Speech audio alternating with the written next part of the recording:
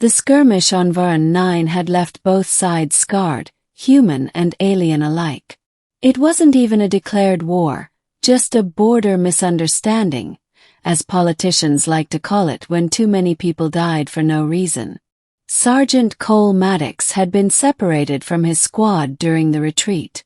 A bombing run had collapsed half the jungle around him, turning the ground into a mosaic of smoldering craters and broken metal. For 2 days, he'd been surviving on protein rations and instinct, dodging patrols and trying to find a comm relay to signal for evac. That's when he found her. The alien woman was crumpled beneath a collapsed tree trunk, her shimmering violet skin dulled to gray-blue. Her 4 fingers were curled tight to her chest, her breathing shallow. A dark, slick fluid, her blood he assumed, soaked the leaves beneath her. Cole almost walked away. She was one of them, the Zarellan species, humanoid in form but taller, leaner, their skin iridescent and fragile-looking. Enemies. At least that's what the briefing always said. But something about her eyes, wide, glowing faintly even through pain, stopped him. "Hey," he said cautiously, raising his rifle slightly just in case. "You still alive?" Her lips barely moved. "Human," she rasped. "Go." He paused. She was young. Maybe his age, maybe younger. Her chest rose and fell irregularly, and her wounds weren't clotting. She wouldn't last another hour like this. Cole scanned the jungle. No troops, no drones, no threat. And something in him made a decision before his brain did. "I'm not leaving you to die." He dropped to one knee and began pulling debris from her body. She tried to resist, but she was too weak. Eventually, she passed out as he lifted her over his shoulders and carried her into a nearby cave system he'd scouted earlier. Hours later, the fire flickered low in the cave's hollow. Cole crouched beside the alien woman, trying to figure out what he was doing. He had wrapped her wounds with strips of his own uniform, but it wasn't enough. Her breathing had turned into gasps. Her body trembled. She needed a transfusion and fast. But he had no idea what Zarellan blood type was compatible, or if anything from a human could even help. Still, he had an idea. Desperate, probably insane. He pulled out the field-grade nanoinjector from his medkit, a device that could synthesize temporary compatibility between 2 living systems in emergencies. It was banned for cross-species use.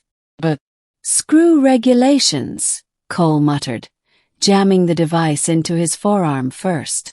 The needle bit, and a soft beep sounded. The nano-agent would prepare his blood for extraction, filter it as best it could.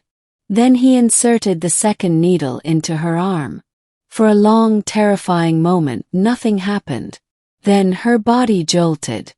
Her eyes flew open, pupils dilating wide as her back arched slightly. Her skin flushed, turning a brighter hue of violet. She gasped again, but this time not in pain, in shock. "What did you?" she whispered. "You needed blood." "Had blood." "It's that simple," Cole said, sitting back, sweating. He felt light-headed from the loss, but not dangerously so. "Just rest. I'm not gonna hurt you." Her glowing eyes flicked between the tubes and his face. "You gave me your life."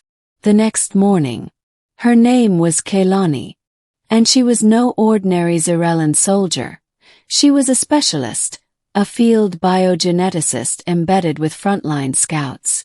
Her job had been to study Earthborne pathogens and potential bioweapons used in human colonies.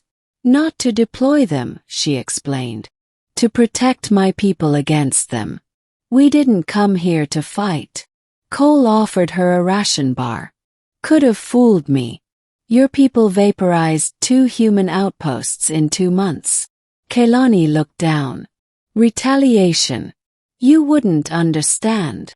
"Try me," they argued, quietly, carefully. But something between them started to shift. In that cave, isolated from commands and politics, they were just two people trying to survive. And she recovered quickly. Faster than he expected. Day 3. Kaylani sat cross-legged near the fire. She studied her hands in fascination. "There's something odd happening," she said slowly. "Your blood. It's not just sustaining me, it's adapting. Integrating." Cole blinked. "Is that a bad thing?" "No. It's extraordinary." She looked up at him with awe. "Your immune cells, they're aggressive. They're fighting my infections better than my own cells ever did." "You mean I'm curing you?" She nodded. "More than that. Feel stronger. Faster. It's as though I'm evolving. Just by sharing your blood." Cole gave a nervous chuckle. "So I'm your upgrade pack."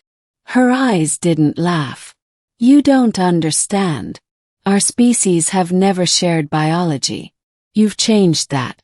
This could change everything." Day 5. Cole's comms finally caught a signal. His squad had been recovered. They were sending a retrieval drone to pick him up at dawn. He told Kaylani. She sat silently for a long time. "Then this is goodbye," she said softly. "I guess." She stood up and approached him, her expression unreadable. "You gave me life. I'll carry that forever," she said, her voice low. "In our culture, there is no greater bond than to share blood. It is sacred." Cole scratched the back of his neck. "You're not gonna propose to me, are you?"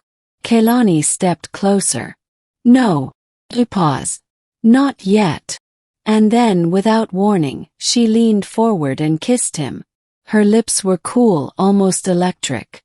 Her body radiated a strange warmth, a hum of vitality that seemed to resonate with his own. When she pulled back, her cheeks had flushed a deep violet.